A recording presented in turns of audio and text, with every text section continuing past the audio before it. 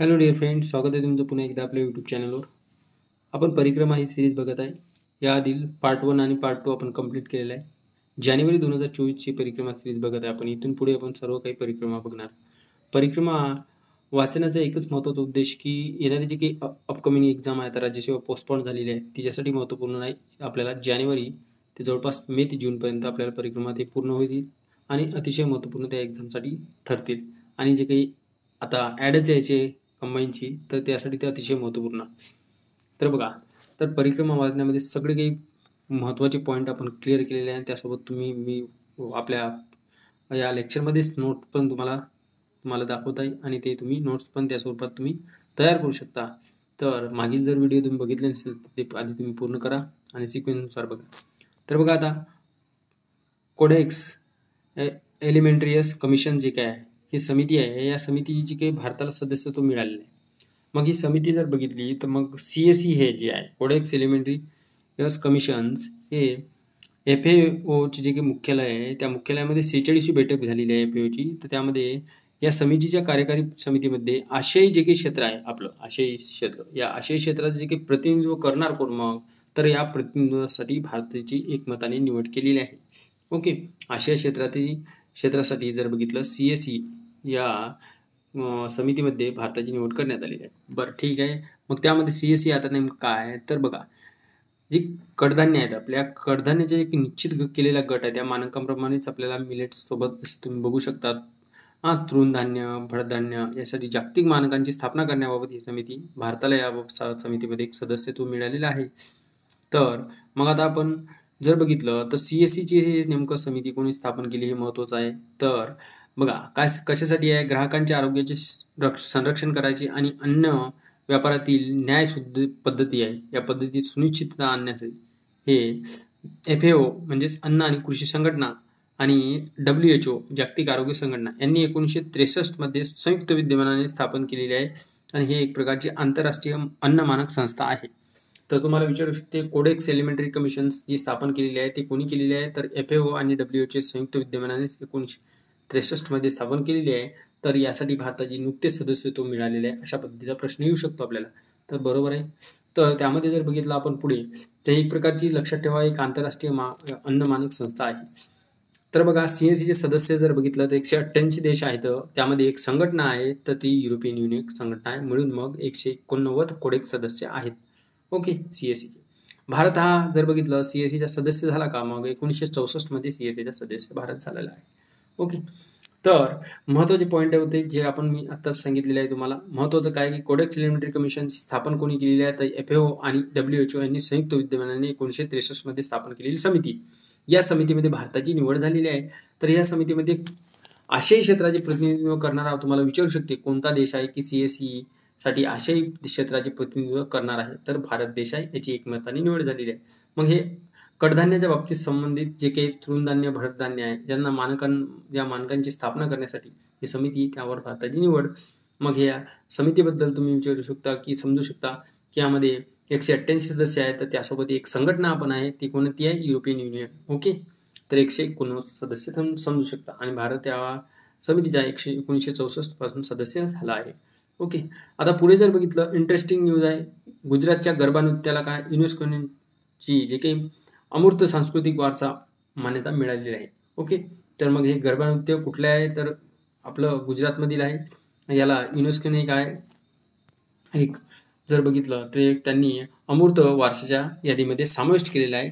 तर हे या समितीमध्ये जर बघितलं युनेस्कोची, त्या 18व्या समितीमध्ये यामध्ये समावेश करण्यात आलेला आहे. तर आता एकूण जर बघितलं आपण, तर भारतामध्ये या गरबा नृत्याबरोबर सोबत तर 15वा सांस्कृतिक गरबा नृत्य 15व्या क्रमांकाचं भारतामध्ये जे काय ॲड केलेलं आहे या युनेस्कोच्या यस इंटेंजिबल कल्चरल हेरिटेज या साईटमध्ये. ओके, तर हे 15वा लक्षात ठेवा, 15व्या क्रमांकाचं नृत्य ॲड केलेलं आहे.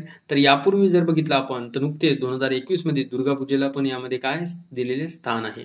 तर भारतातील मग गरबा नृत्य आहे आता ॲड केलेलं या युनेस्कोच्या सांस्कृतिक यादीमध्ये. तर पुढील जर बघितलं भारतामध्ये तर किती जे की महत्त्वाचे जे की स्थळ आहेत ते ॲड केलेले आहेत, ते आपण पुढे बघणारच आहोत.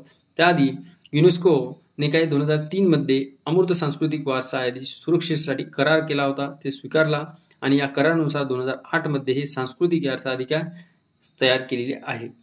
तर या यादीमध्ये मग नेमकं जर बघितलं आपण तर यामध्ये तुम्हाला नेमकं उदाहरणे महत्त्वाची की वारशांची यादी यामध्ये भाषा असो, मौखिक परंपरा, साहित्य असो, तुमची सामाजिक प्रथा, विधी असो, उत्सव, कार्यक्रम, निसर्ग आणि विश्वास संबंधित ज्ञान अशा काही कालांतराने जे महत्त्वाचे जे की आहेत ते यामध्ये सांस्कृतिक एक जतन करावं त्यासाठी यादी तयार करण्यात आलेली आहे त्या क्षेत्रासाठी. तर यामध्ये भारतातील जर बघितलं तर वारसा बाबीमध्ये 15 स्थान झालेले आहेत गरबा धरून. तर प्रथमतः ICH मध्ये यादीत समाविष्ट होणारा रामलीला हे 2008 मध्ये समाविष्ट करण्यात आलेलं आहे. त्यानंतर जर बघितलं छाऊ नृत्य पण आहे, त्यानंतर राममन, त्यानंतर कुट्टियाट्टम, ओके. त्यासोबत जर बघितलं लडाखचे बौद्ध जप 2012 मध्ये, ओके. आता महत्त्वपूर्ण हे लक्षात ठेवलं नाही चालेल, पण योग लक्षात ठेवा 2016 मध्ये या युनेस्कोच्या यादीमध्ये जर बघितलं समाविष्ट करण्यात आलं आहे 2016 वर्ष लक्षात ठेवा. आणि कुंभमेळ्याला 2017 मध्ये ऍड केलेला आहे की दर 4 वर्षांनी आयोजित केला जातो. तर दुर्गापूजा हे 2021 मध्ये नुकतीच ऍड झालेली होती. आता जर बघितलं 2023 मध्ये हे गुजराती लोकनृत्य गरबा याला ऍड केलेलं आहे. अतिशय महत्त्वपूर्ण न्यूज आहे मित्रांनो. तर जर बघितलं तर संयुक्त राष्ट्राच्या सनदेचे कलम 99 काय सांगते, तर यामध्ये काही या न्यूजमध्ये एवढं काही भाकडकत आपल्याला वाचायचं नाही. परीक्षेच्या दृष्टीकोनातून महत्त्वाची न्यूज म्हणजे काय की संयुक्त राष्ट्राच्या सनदेचे कलम 99 कशासाठी आहे तर सिम्पली लक्षात ठेवा जे की गाझामध्ये इस्रायलचे जे काही आक्रमण होते, कारवाया चालू होत्या, त्यामुळे जे की सुरक्षेला इतर बाबींना धोका पोहोचेल त्यासाठी इस्रायल जे संयुक्त राष्ट्र सुरक्षा परिषद आहे हिने इशारा दिलेला आहे की संरक्षणाच्या बाबतीत आपण काहीतरी मानवतावादी यासाठी आपत्ती टाळण्यासाठी त्यांनी कलम 99चा वापर केला. म्हणून 99 कलम काय तर जर बघितलं संयुक्त राष्ट्र परिषदेची 99 कलम संरक्षणाच्या संबंधित आहे. एवढं सिम्पली लक्षात ठेवा, बाकी काही नाही त्यामध्ये, ओके. तर तुम्ही जे पॉज करून व्हिडिओ बघू शकता, पण महत्त्वाचं काहीच नाही ते. तर बघा आता BRI मधून इटलीची माघार. आता BRI काय आहे मग चीनच्या belt and road initiative BRI.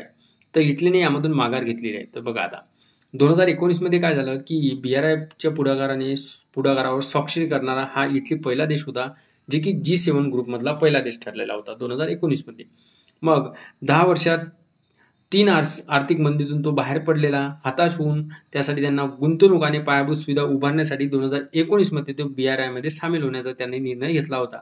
कोणी इटलीने, कारण की त्यांची अर्थव्यवस्थेला थोडीशी मंदीतून बाहेर काढायचं त्यासाठी त्यांनी 2019 मध्ये BRI मध्ये जे की बेल्ट अँड रोड इनिशिएटिव्ह चीनचा आहे त्यामध्ये त्यांनी त्या बेल्ट अँड रोड इनिशिएटिव्ह मध्ये सामील व्हायचं असं इटलीने ठरवलं 2019 मध्ये. तथापि मग काय झालं की मागील 4 वर्षानंतर जे की अपेक्षित आर्थिक फायदे आहेत ते त्यांना प्रत्यक्षात मिळालेले नाही. म्हणून इटलीने यामधून बाहेर पडण्याचा निर्णय घेतलेला आहे की आमचा काही फायदाच नाही यामध्ये राहून, तर म्हणजे फायदा तेवढा उत्पन्न झालेला नाही, तर मग त्यांना फायदा न दिसून आला म्हणून त्यांनी काय केलं की माघार घ्यायची आता इथून. तर इटलीमधील जे काही चीनी जे परकीय थेट गुंतवणूक होती FDI हे 2019 मध्ये $650 दशलक्ष वरती आली. म्हणजे इटलीमध्ये जे की चीनची परकीय गुंतवणूक आहे हे $650 वरून काय झालं 2021 मध्ये केवळ $33 दशलक्ष इतकीच घसरली. तर BRI मध्ये सामील झाल्यापासून काय झालं मग इटलीची जी काही चीनला होणारी निर्यात आहे जवळपास 14.5 अब्ज युरोवरच आली. तर हे असं पद्धतीचे जे काही आहे निर्यातीमध्ये थोडीशी घसरण या पद्धतीचे जे काही इश्यू आहेत त्यांना सामोरे जावं लागलं आणि त्यांना फायदा नाही मिळाला म्हणून त्यांनी माघार घेतली. सिम्पली लक्षात ठेवायचं की बेल्ट अँड रोड इनिशिएटिव्ह चीनमधून जे की चीनच्या या बेल्ट अँड रोड इनिशिएटिव्हमधून चीनच्या कोणी तर इटलीने माघार घेतलेली आहे. तर हे 2023 मध्ये मग काय फिलिपिन्स या देशाने या BRI मधून बाहेर पडण्याचा निर्णय घेतलेला आहे. तर बघा तर 2023 मध्ये फिलिपिन्स आणि त्यासोबत आता इटली हे 2 देश महत्त्वाचे आहेत आणि त्यासोबत भारताने पण BRIचा काय बहिष्कार टाकतो हे तुम्हाला माहितीच आहे. तर मग चीनने काय केलं तर बेल्ट अँड रोड इनिशिएटिव्ह काय आहे मग चीनचा 2013 मध्ये सुरू केलेला आहे. महत्त्वपूर्ण डेट आहे की तुम्हाला विचारू शकते सिम्पली वन लाईनर मध्ये की बेल्ट अँड रोड इनिशिएटिव्ह कोणाचा आहे तर चीनचा. कधी सुरू केला तर 2013 मध्ये.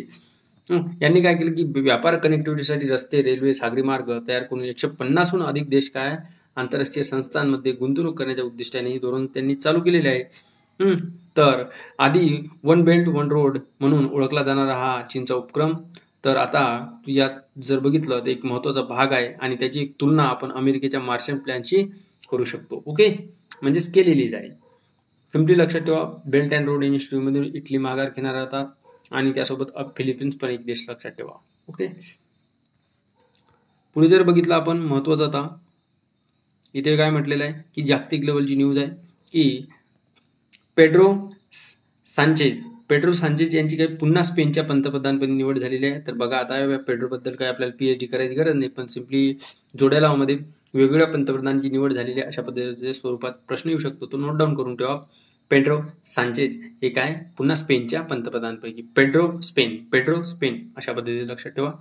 बघा आता अमेरिकेच्या प्रशासकीय परिषदेवर भारतीय अमेरिकन शकुंतला भाया यांची नियुक्ती. आता हे महत्त्वपूर्ण आहे कारण की भारतीय आहे जो की अमेरिकेच्या प्रशासकीय परिषदेवर नियुक्ती झालेली आहे. तर जो बायडेन यांनी जे की राष्ट्राध्यक्ष अमेरिकेचे यांनी सदस्यपदी भारतीय अमेरिकन शकुंतला एल भाया यांची निवड करण्यात आलेली आहे. लक्षात ठेवा, अमेरिकेच्या प्रशासकीय परिषदेवर कोणाची निवड? शकुंतला भाया यांची. पुढे बघा, ज्येष्ठ ब्रिटिश कादंबरीकार आणि लेखिका A.S. बायट यांची निधन झालेले आहे. तर बघा, ज्येष्ठ कादंबरीकार आणि लेखिका आहेत, हे कोण आहेत? ब्रिटिश आहेत आणि बायट यांची निधन झालेले आहे. तर हे महत्त्वपूर्ण ठरू शकते की खालीलपैकी ब्रिटिश जे की A.S. बायट यांची निधन झालेले आहे ते कोण होते? मग तर ब्रिटिश एक कादंबरीकार होते, लेखिका होत्या आणि त्यांचं महत्त्वपूर्ण जर बघितलं आपण तर त्यांचं 87 वर्षी जे काय आहे निधन झालेलं आहे 2023 मध्ये. आणि पोझिशन्स ऑर रोमान्स यांच्या उल्लेखनीय लेखनामुळे त्यांना काय प्रसिद्धी मिळालेली आहे आणि त्यांना बुकर पण 1990 मध्ये यासाठी मिळालेलं आहे. पोझिशन्स ऑर रोमान्स हे कोणाचं आहे? तर हे बुकरसाठी त्यांना एक पारितोषिक मिळालं बुकरचं 1990 मध्ये. हे ज्येष्ठ जे की बायट ब्रिटिश आहेत कादंबरीकार आणि लेखिका यांचे निधन झालेले आहे, महत्त्वपूर्ण आहे. बघा आता समोर जर बघितलं आपण येमनचे जे काही हुती बंडखोरांकडून तांबड्या समुद्रात भारताकडे येणारे जे काही जहाज आहे याचे अपहरण झालेले आहे. तर बाकी इतर जे काही तुम्हाला हे न्यूज वाटत असेल तर हे महत्त्वपूर्ण नाही, मला माझ्या उद्देशाने तुम्ही बघू शकता, व्हिडिओ पाहून वाचू शकता, कारण की आपल्याला प्रत्येक न्यूज कव्हर करायची आहे. आणि परीक्षेच्या दृष्टिकोनातून असं तर भरपूर भाकड कथा आहे वाचायला, पण ते काही गरजेचं नाही मित्रांनो.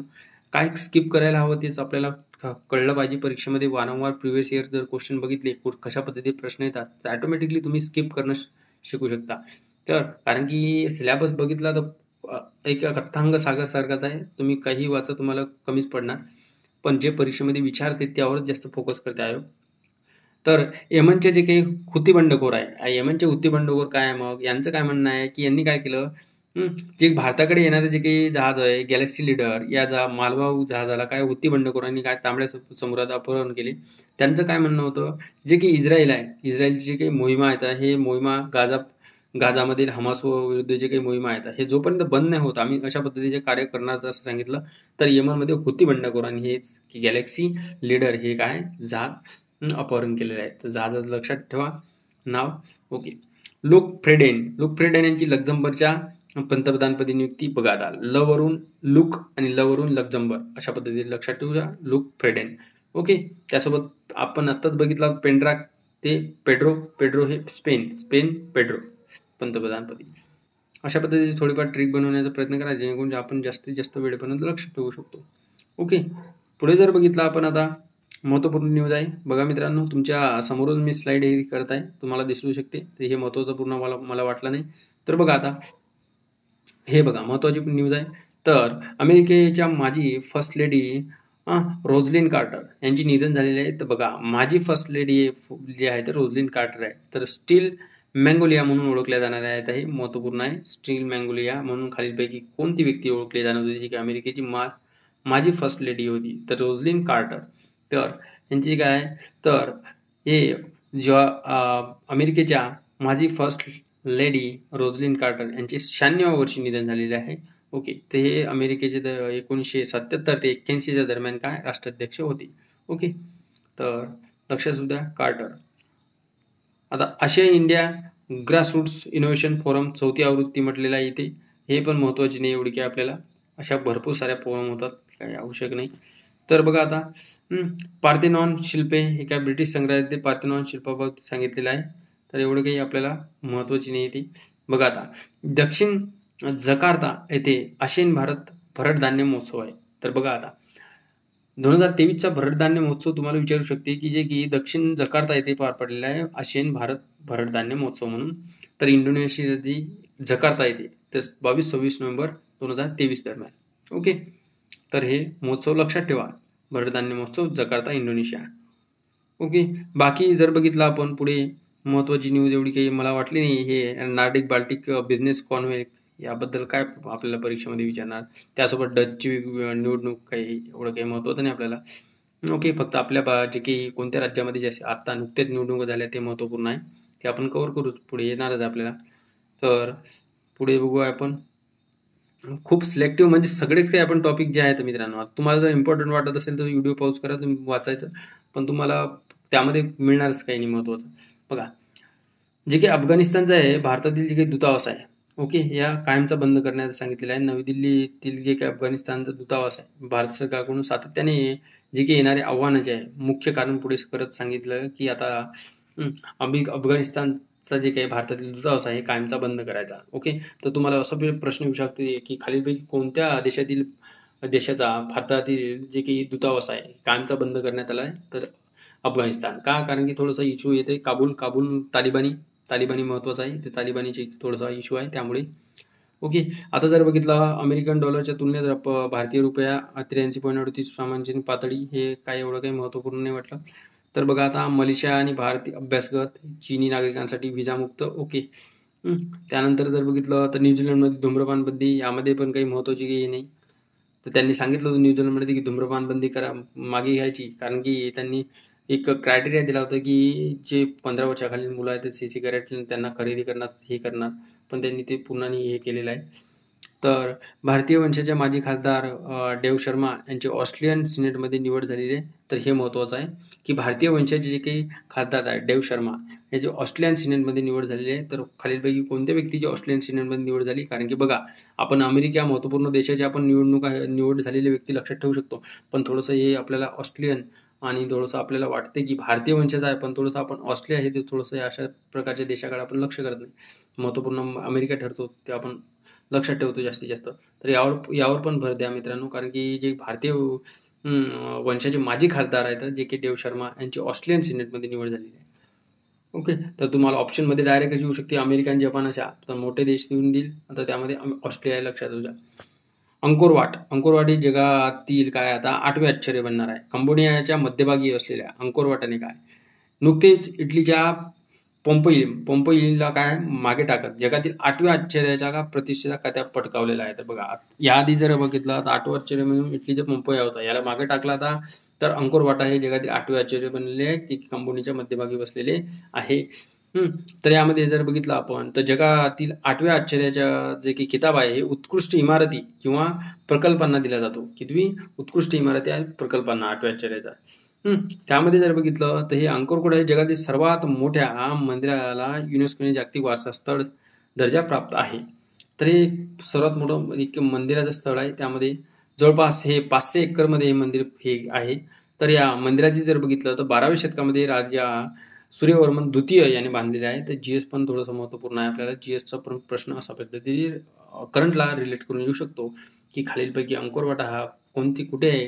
तर हे जगातील 8वे आश्चर्य आहे आणि हे 12व्या शतकातील राजा सूर्यवर्मन द्वितीय याने बांधलेला आहे. तर दोन्ही पण बरोबर आहे, अशा पद्धतीने ऑप्शन सेट करू शकता. तर हा हिंदू देवता विष्णूला समर्पित आहे आणि याआधी ते जर बघितलं तर कालांतराने याचे रूपांतर तर बौद्ध धार्मिक स्थळामध्ये झाले आहे.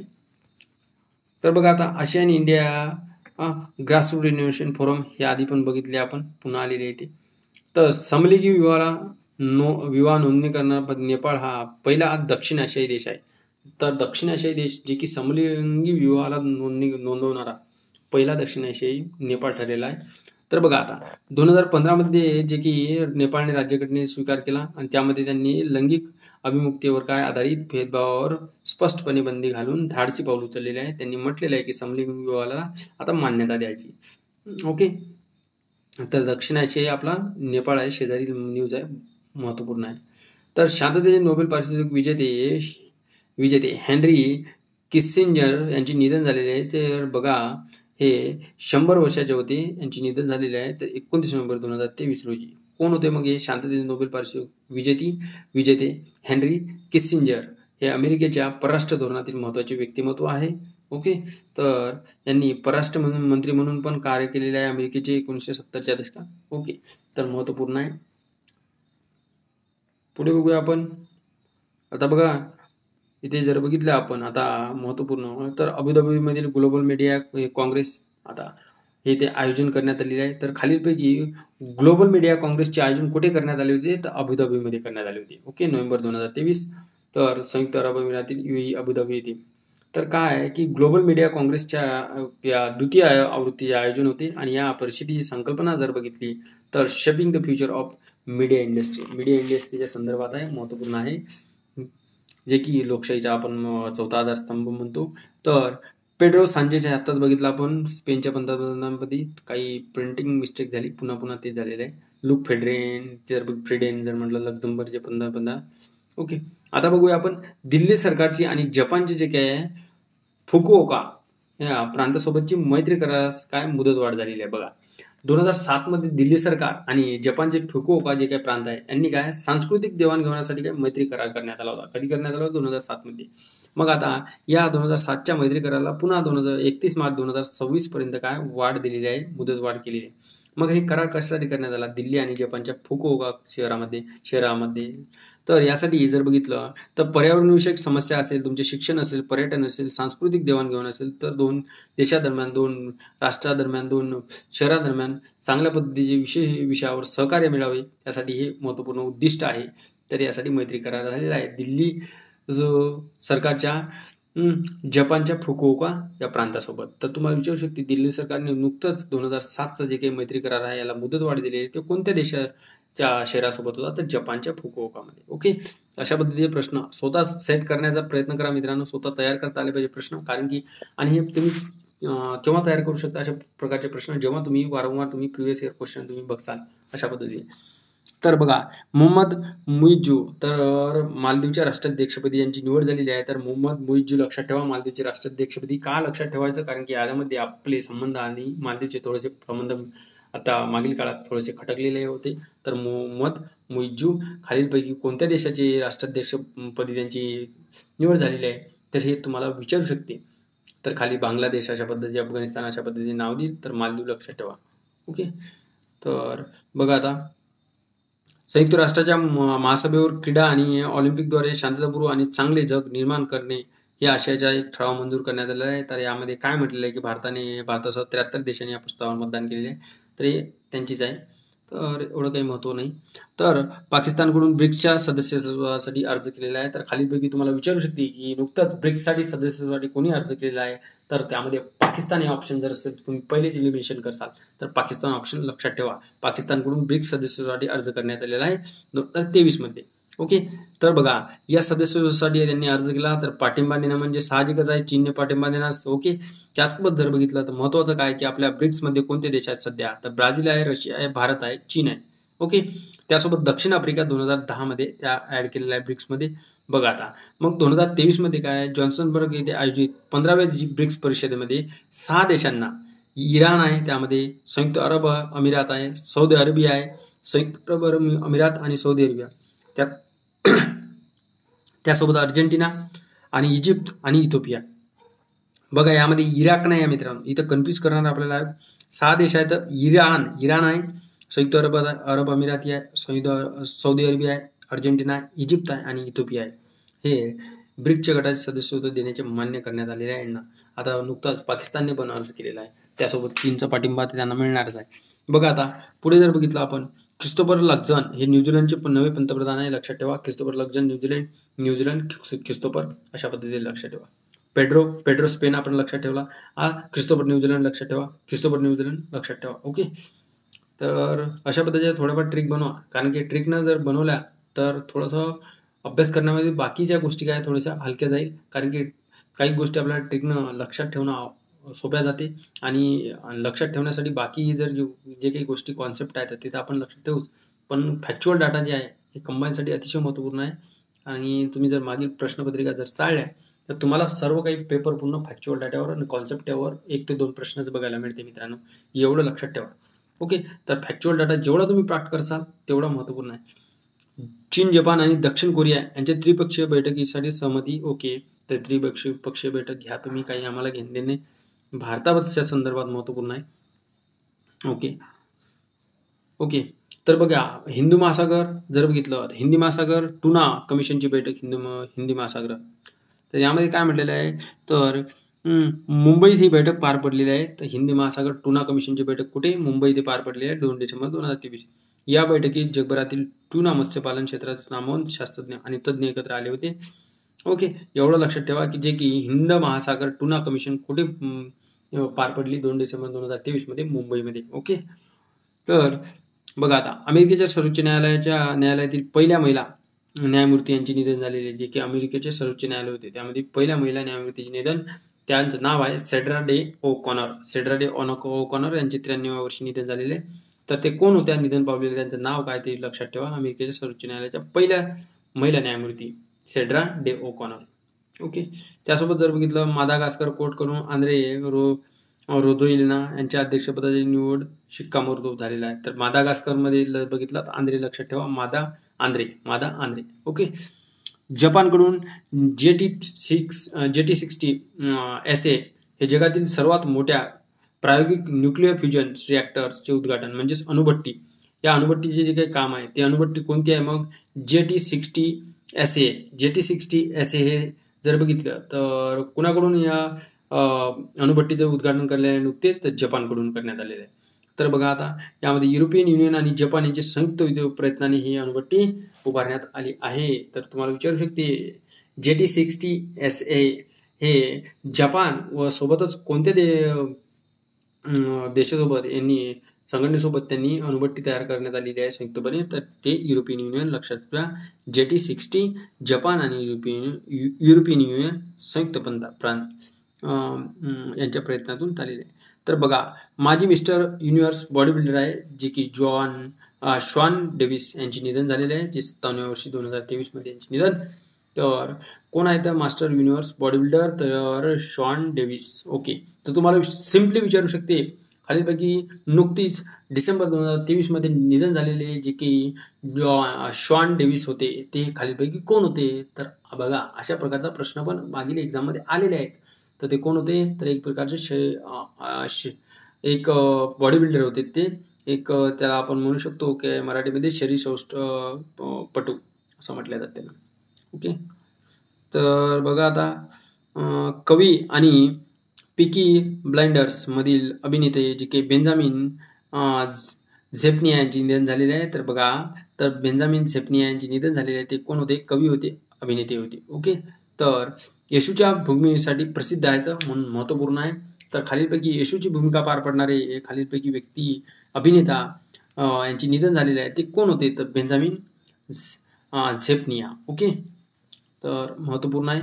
तर त्यांनी जे काही मालिका आहेत टेलिव्हिजनवर त्यांनी झेन, मोटरिंग, द बिल हे मालिकांमध्ये पण काम केले. ओके, तर बघा संयुक्त राष्ट्राच्या माली देशातील शांतता मोहीम 10 वर्षानंतर संपुष्टात आलेली आहे, लक्षात घ्या माली देशासोबत. तर बघा आता महत्त्वपूर्ण न्यूज आहे, चीनकडून जगातील पहिल्या 4थ्या पिढीच्या अणुभट्टीचे अनावरण करण्यात आले. बघा आता चीनने का मग पहिल्या 4थ्या पिढीमध्ये, बघा जगातील पहिल्या 4थ्या पिढीमध्ये जो अणुभट्टीचं अनावरण करत आहे तो चीन आपल्या पुढे किती पुढे आहे चीन हा देश, हे विचार करू शकतो आपण. तर बघा त्यांनी काय म्हटलं, पारंपरिक कोळशावर चालणारी वीज प्रकल्पापासून दूर जात, त्यांनी परदेशी तंत्रज्ञानावर अवलंबित्व आपण कमी करायचं, आपल्याच पद्धतीचे टेक्नॉलॉजी या पद्धतीने त्यांनी 4थ्या पिढीच्या अणुभट्टीचे अनावरण केलेले आहे. कोणता देश आहे, चीन. डोनाल्ड टस्क यांची पोलंडचे पंतप्रधान म्हणून निवड केलेली आहे. ओके, पोलंडमध्ये पण ड आहे आणि डोनाल्डमध्ये पण ड आहे, अशा पद्धतीने लक्षात ठेवा, पोलंड आणि डोनाल्ड पंतप्रधानपदी.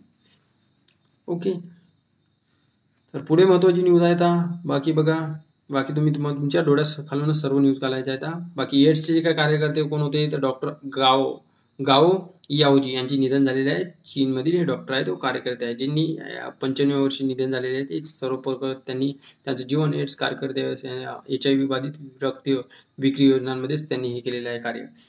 ओके, क्वाड शिखर परिषद नियोजित बैठक, हे क्वाड शिखर परिषद नियोजित बैठक जर बघितलं तर भारताने 2024 जानेवारी 2024 मध्ये होणारी क्वाड शिखर परिषद पुढे ढकलण्याचा निर्णय घेतलेला आहे. तर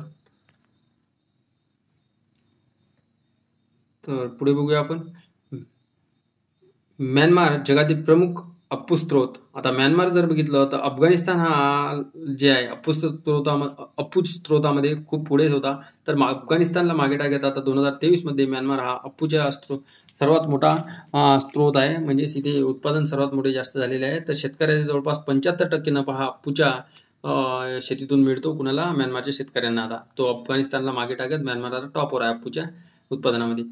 तर फ्रान्समध्ये तमिळ आयकॉन जे की तिरुवल्लुवर यांच्या पुतळ्याचे अनावरण करण्यात आले. हे तमिळ आयकॉन आहे जे की फ्रान्समध्ये त्यांचे पुतळ्याचे. तर तिरुवल्लुवर जे आहे पुतळे याचे अनावरण खालीलपैकी कोणत्या देशामध्ये करण्यात आले? जे की तमिळ आयकॉन होते ते फ्रान्समध्ये करण्यात आले, लक्षात असू द्या. तर जे की सांस्कृतिक प्रतीक म्हणून तिरुवल्लुवर हे ओळखले जातात. त्यांचे एक तिरुवल्लुवर एक प्रख्यात भारतीय कवी आणि तत्वज्ञ होते आणि ते तामिळ साहित्यासाठी त्यांचे महत्त्वाचे योगदान साधारण आहे. तर IMF कडून श्रीलंकेला $337 दशलक्ष दुसरे कर्ज मंजूर झालेले आहे. हे महत्त्वपूर्ण एवढं काही नाही आपल्याला. तर बघा आता महत्त्वपूर्ण काय आहे. ॲमी पुरस्कार विजेते कोण आहे? अभिनेते आंद्रे बर्गर यांचे निधन झालेले आहे. ओके, आंद्रे बर्गर हे कोण होते? अभिनेते होते जे की त्यांना ॲमी पुरस्कार पण मिळाला होता. ओके, तर त्यांना त्यांच्या कार्यकाळात जवळपास 11 वेळा ॲमी पुरस्कार यांचे नामांकनाने हे केलेले आहे. तर ग्लोरी महत्त्वपूर्ण चित्रपट आहे, याच्यासाठी महत्त्वपूर्ण त्यांनी भूमिका घेतली, हे लक्षात असू द्या. तर ऑपरेशन स्टॉर्म मेकर्स इंटरपोलने आयोजित केलेल्या या ऑपरेशन स्टॉर्म मेकर्स 2 मानवी तस्करीच्या संबंधित फसवणूक योजनांचे विस्तारित जाळे उघड करण्यासाठी केलेले आहे. तर ऑपरेशन स्टॉर्म मेकर्स हे 2 हे कोणी आयोजित केलेले आहे? तर इंटरपोलने आयोजित केलेले आहे, लक्षात असू द्या. इंटरपोलची न्यूज आहे, तर महत्त्वपूर्ण आहे. तर कोणी आयोजित केलेली आहे? इंटरपोलने. कशा संबंधित? मानवी तस्करीची फसवणूक होती त्याविषयी. आता मालदीवने भारताचे हायड्रोग्राफी करार संपवला आहे. तर मालदीवनं काय म्हटलेलं आहे? आता मोहम्मद मुईज जो तुम्हाला माहितीच आहे मालदीवचे. तर यांनी काय म्हटलं की इंडिया फर्स्ट धोरणापासून दूर राहायचं आपल्याला असं सांगितलं. आणि त्यांनी सांगितलं की तुमचे जे काही लष्करी कर्मचारी आहे हे मालदीव सरकारने भारताला त्यांच्या बेटावरून मागे घेण्याची विनंती केलेली आहे. तर मालदीवचे आणि आपले संबंध थोडेफार हे आहेत. तर अशा प्रकारे आपण हे पार्ट 3 पण कंप्लीट केलेलं आहे. तर पुढील न्यूज आपण आता महाराष्ट्र संदर्भात येणार आहे. तर ते आपण भेटूया नेक्स्ट व्हिडिओमध्ये मित्रांनो. जर व्हिडिओ आवडला आणि प्रत्येक आपण जे काही अशा पद्धतीच्या सर्व काही मंथ वाईज आपण परिक्रमा पूर्ण करण्याचा प्रयत्न करूया आणि त्यासोबत तुमचा साथ हवी. ग्रामीण भागातल्या मुलांना परिक्रमा घरी अभ्यास करत असेल तर त्यांना वेळेवर मिळत नाही, त्यासाठी जे आपण इनिशिएटिव्ह घेतलेला आहे आणि प्रत्येक न्यूज यामधून कव्हर होत आहे. तुम्ही या लेक्चरसोबत स्वतःची नोट्स पण तयार करू शकता. नोट्स कशा तयार करायच्या त्यासोबत मी तुमच्या लास्टमध्ये आपल्या लेक्चरच्या लास्ट लेक्चर जर तुम्ही बघितलं या आधीचं त्यामध्ये पण मी तुम्हाला सांगितलेलं आहे. जर तुम्ही म्हटलं त्यासोबत नोट्स पण थोड्या हँड रिटन चालू द्या तर तुम्ही तसं पण मेन्शन करू शकता कमेंट बॉक्समध्ये. जर व्हिडिओ आवडला जास्तीत जास्त मुलांसोबत आपल्या मित्रांसोबत शेअर करा मित्रांनो. तर व्हिडिओला लाईक करा मित्रांनो. तर भेटू आपण नेक्स्ट व्हिडिओमध्ये. ओके.